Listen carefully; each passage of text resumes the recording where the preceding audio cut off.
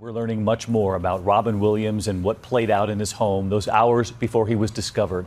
Police now revealing what they believe happened inside his home in Marin County, California, how his family learned he took his own life, his body found by his personal assistant.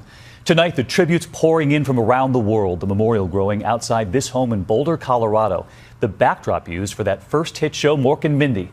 A similar picture in San Francisco tonight at the home where he filmed Mrs. Doubtfire. The message, Robin, you'll be missed. Robin Williams had just signed on to reprise that role. This evening, his star on the Hollywood Walk of Fame, now surrounded by candles and messages from grieving fans. ABC's Cecilia Vega leads our team coverage tonight, and she's outside that home, the backdrop for Mrs. Doubtfire in San Francisco. And of course, Cecilia, we know that Robin Williams called the Bay Area his home. He sure did, David. Good evening to you. And you can see there is a crowd out here that has just poured into this sidewalk. These stairs, these famous stairs at that house you mentioned, overwhelmed with flowers and candles.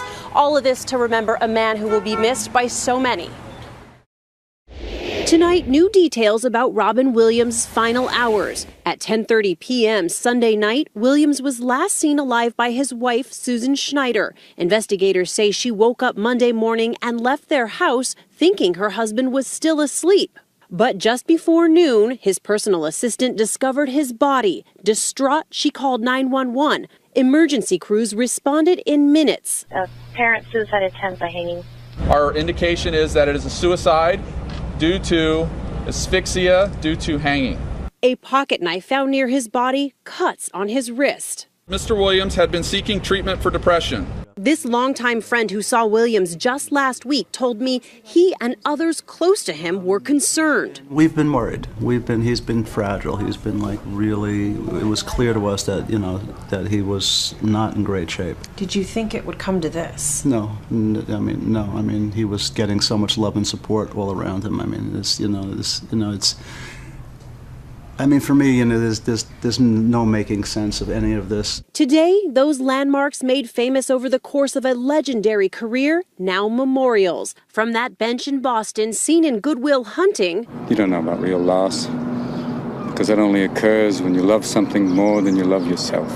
Now surrounded by tributes written in chalk to his star on the Hollywood Walk of Fame, spilling over with flowers and notes. As fans mourn the loss of a movie legend, Williams' family mourned in private, his wife saying in a statement, "I am utterly heartbroken." And his daughter Zelda tweeting this message, "I love you, I miss you, I'll try to keep looking up."